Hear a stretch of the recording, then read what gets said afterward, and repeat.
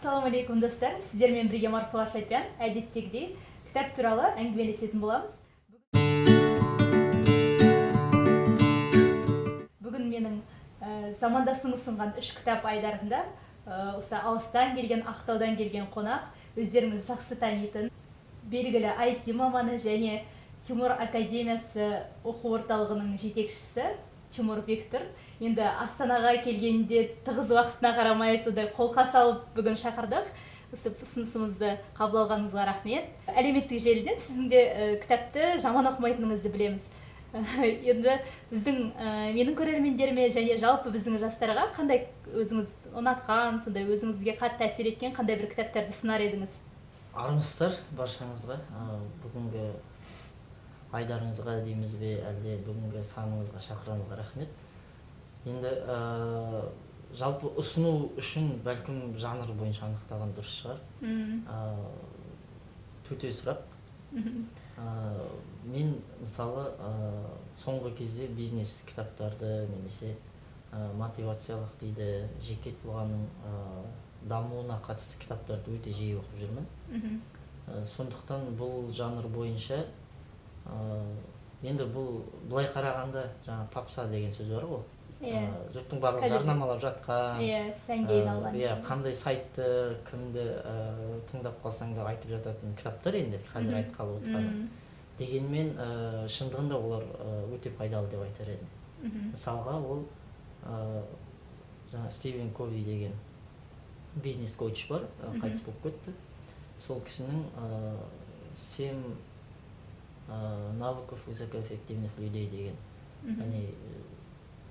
Ең еңбекқор адамның 7 қасиеті деп аударса болатын шығар.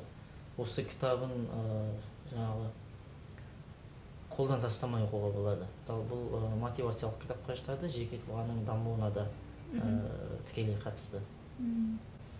Бұл енді бір жағынан кез келген қоғамның құндылықтарына да сай келе алатын кітап деп ойлаймын өз басым. Себебі ол жерде нақты бір пікірді немесе нақты бір ұстанымды тықпалау жоқ. Мысалы, бұған дейін мен негізі жалпы жеке тұлғаның дамуына қатысты Брайан Трейсиді өте көп басшылық қалған едім.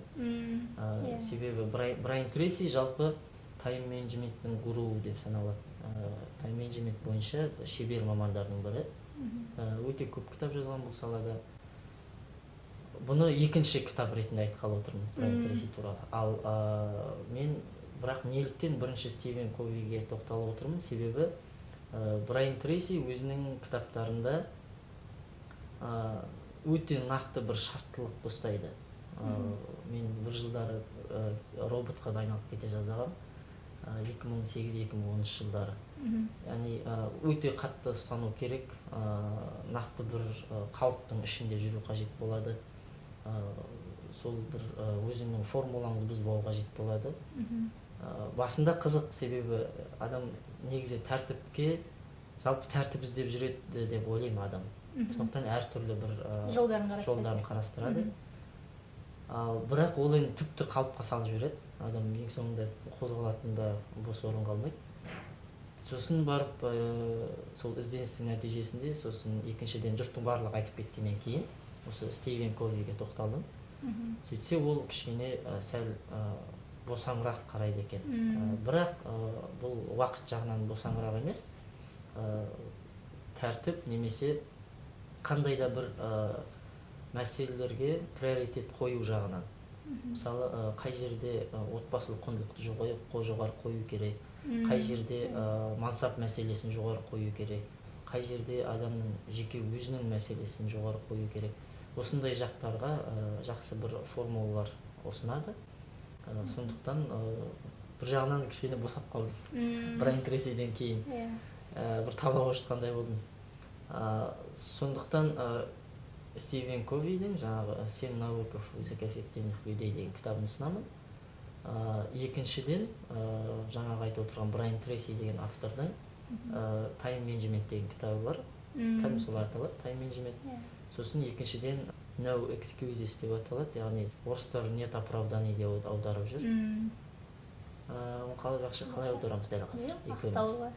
Акталууга жол жок. Акталууга жол жок деген өтө жакшы китап. Себеби биздердин өмүрүбүз жалпы акталуудан турат. Түрлі себептер. Мисалга айталык, мисалы биз мусулман калкпыз, мусулман калк энди мусулман адам кайтеді, мусулман адам болгосон ол мусулмандыктын шарттарын сактоо керек го. Иман шарт бар, мусулмандык шарттары бар, 5 парызымыз бар. Енді осы мәселеден алып келіп қарағанда да мысалы ораза неге ұстамайсың? Бұл енді қалыпты сұрақты. Бұл ешқандай да ешкімнің жеке жаңағы интимдік деп айтамыз ба, жеке өзінің территориясына қол сұғу болып саналмайды. Себебі бұл мұсылмандық болған соң орындалуы қажет шарттар. Яғни сол сөз арасында тиісу міндет емес, жай ғана намаз оқисың ба деген сұрақтарда да ақталуды бастаймыз.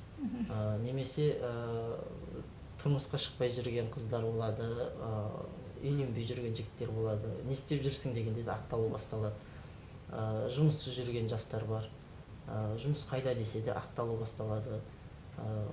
Біреулер тым ашуланшақ болады, ол да өзін ақтап алады. Біреулер тым қызғаншақ болады, ол да өзін ақтап алады. Біреулер бүгін үйленіп ертең ажырасып кетеді, ол да өзін ақтап алады. Яғни біздің өміріміз жалпы ақталудан тұрады да. И осы жерде оның түпкі мағынасы, оның түпкі себебі қайдан шығып жатыр, жалпы ақталудың өзі неге әкеледі, біз не үшін ақталамыз деген мәселелерді жақсы зерттеп тастаған. Сондықтан осы екі кітабын ұсына аламын, Брайан Трейсидің. Үшіншіден Дэн Пинк деген жігіт болу керек, егер авторынан қателеспесем, Драйв деген кітабы бар. Ол анау таратуға тұратын идеялар деген лозунгпен жүретін TED бар ғой, TED конференция. Сол конференцияда да сөйлеген, сол жерден жалпы өзінің идеясының немесе айтып жүрген мәселесінің қысқаша бір нұсқасын сол TED-тен тыңдауға да болады, егер кітап оқуға ерінетін көрермендеріміз болса. Бірақ сол кісінің Драйв деген кітабында жалпы адам баласына бір нәрсе жасату үшін оған қалай шабыттандыру керек деген мәселеге тоқталады. Яғни оған қай жерде оған ақшалай, яғни материалдық өтемін төлеу керек, қай жерде оған қолпаш ұстау керек. Яғни себебі ол бір өзінің тәжірибесін жасаған, сол тәжірибеден көргенде мысалы шығармашылық адамдарға дейді, шығармашылық адамдарға алдын ала еңбегінің өтемақысын айтып қойса, мысалы саған қазір осы жұмысты жасағаннан кейін мен саған $500 төлеймін десе, онда оның шығармашылық қабілеті сол бастан тоқарауға ұшырайды екен. Яғни оның санасы, жаңағы түп санасы дейміз бе, подсознание, сол $500 ойлап, сол бір шеңбердің аясында ғана жұмыс жасайды екен да. Сондықтан оның бір айтатын идеясы жалпы шығармашыл адамдарға беру қажет дейді, әрине еңбегінің өтемақысын беру қажет дейді. Бірақ негізгі жұмысты бітіргеннен кейін дейді. Олар яғни не бітірсең де, не жұмыс бітіргеннен кейін қандай өтемақы берсең де, негізі олар соған қуанады дейді. Бірақ алдын ала айтпау керек дейді. Кейбір тапсырмаларда алдын ала айту керек. Сол осы жағын жақсы зерттеп береді. Өте бір қызықты кітап. Мотивациялық кітаптардың басым көпшілігі әдетте не тормози деп басталады. Яғни өз-өзіңе ешқашан тосқауыл қойма, ойыңа не келіп тұр соны жаса, не ішкің жегің келіп тұр соны ішіп же, не айтқың келіп тұр соны айта сал деген секілді. Бір жағынан бұл бізге көмектеседі, себебі біз көп жағдайда бір тығылып қалған қоғамбыз өз-өзімізге. Жалпы кішкене босау, ашылу қажет. Көпшіліктің алдында сөз сөйлеп білу, идеяңды айта білу, ұсынысыңды дұрыс жеткізе білу, қарым-қатынас жасай білу қажет. Сол ұяңдықты, қажеттен тыс бостықты жеңу үшін мүмкін осындай мотивациялық ұрандар қажет жалпы. Бірақ сол шектен асып кетпеу керек. Сол үшін біз енді ислами құндылықтарды іске қосамыз. Бұл әңгіме қайта-қайта дін мәселесіне айналып келіп жатқаны сіз Брайан Трейсиді алмаңыз, жаңағы мен айтып отырған жаңағы мен айтып отырған Стивен Ковиді алмаңыз, барлығының кітабының ішінде мысалы былай қарасаңыз тайм-менеджмент айтып жатқаны, былай қарасаңыз жеке тұлғаның дамуы жөнінде мәселе қозғап жатыр. Бірақ бәрібір олар қайтадан алып келіп дінге соғады. Библиядан жаңағы өздерінің аяттарын береді. Библияда осылай делінген дейді. Жаңағы Құдайдың сөзінен үзінділер келтіреді. Неліктен мұсылман дінінде олай жасамасқа? Осы жағынан қазір бір ізденісте жүрмін. Бірақ негізгі ұсынатын кітаптарым осылар. Ал кітап оқу дағдысын қалай қалыптастырдыңыз? Шынымды айтсам, мен қазір кітап оқу дағдысынан біраз айнып қалдым. Біраз шатасып қалдым. Кітап оқу дағдысын бала кезден қалыптастырдым. Айта алмайды екенмін қалай қалыптастырғанымды. Себебі мен мектепке бармай жатып әріп таныған өз алдына кәдімгі сөйлем құрастырып кітаптан, газеттен оқи алатын болғанмын. Балабақшаға бармағанмын. Оны қайдан үйрендім, оны білмедім. Үйдегілер айтпады. Яғни 4-5 жасында кітап оқып кеттім. Бірақ түсінбеймін, бірақ оқи аламын да. Судырады. Содан болу керек, шамасы сол 2-3 сыныптан бастап кітапханаға сапар шегіп бастадық. Сосын кейін ағам бар алдымда, апам бар, өзім туған тумаластарым. Сол үшеумізден жасырып оқитынбыз кітап, бір-бірімізден жасырып, қызғанып, тығып, жастықтың астына тығып қойып, айтпай.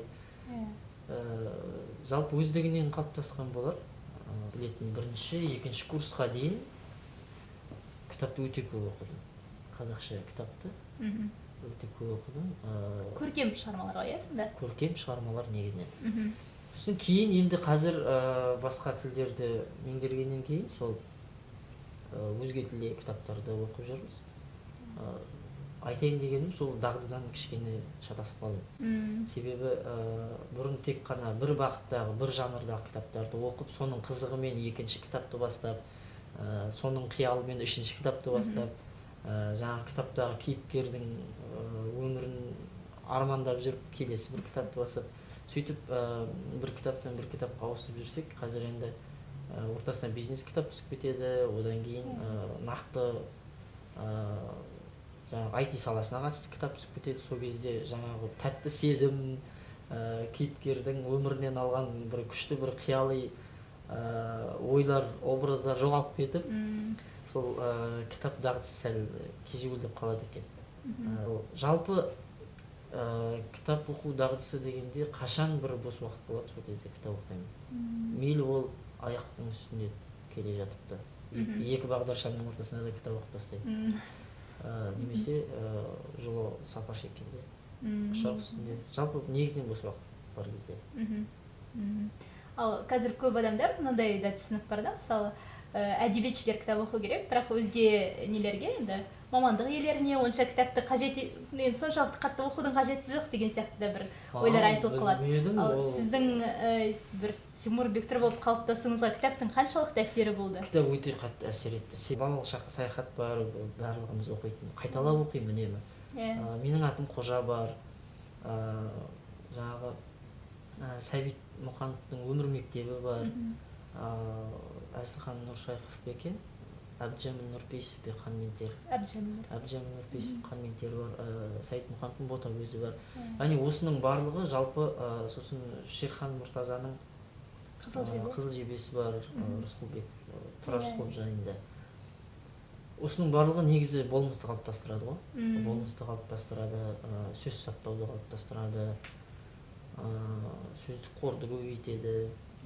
Мысалы, сосын бұрын жігіттер, ұлдар, ер адамдар қиын қыстау кезде қалай қарым-қатынас жасаған, үлкен әжелеріміз қандай болған деген сияқты.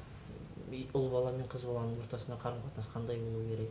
Енді бұл әдеби персонаждар, кейбір жері қиялдан туған сюжеттер.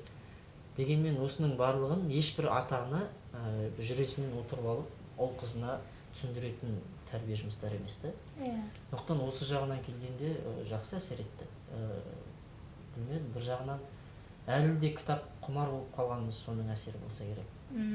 Ал кейін енді өскен соң, көзіміз ашылған соң, енді тырнақшаның ішінде Бизнес китаптар, ошол искерлик китаптар, тууралык дамуу китаптары әсер этет го. Жалпы тұшымды әңгімеңіз үшін көп рахмет, Тимур. Енді сіз өстіп алыстан келе жатқаннан кейін мына қазіргі уақытта осы өзі Нобель сыйлығының иегерлері бізде бұрын кеңес кезінде аударылғаны болмаса, кейінгі кезде осы аудары енді ғана қолға алынып жатыр ғой. Сонымен осы жақында ғана шыққан Орхан Памуктың "Менің атым Қырмызы" деген кітабын сізге сыйлағым келіп отыр. Сізге болғанда да сізге емес, үйіңіздегі осы жақында ғана Тимурдың үйінде кішкентай 3-ші сәби дүниеге келген Әбдірахман деген сол жігітке атап сыйлағым келіп отыр. Рахмет, көп рахмет. Алла разы болсын. Бұл іздеп жүрген кітап еді. Қуаныштымын. Рахмет. Оқып, енді әлеуметтік желіде пікіріңізді жазасыз деген ойдамын. Әрине. Рахмет көп сізге. Ал достар, жақсы кітап оқиық, кітаппен дос болайық. Менің каналымда келесі кездескенше сау болыңыздар.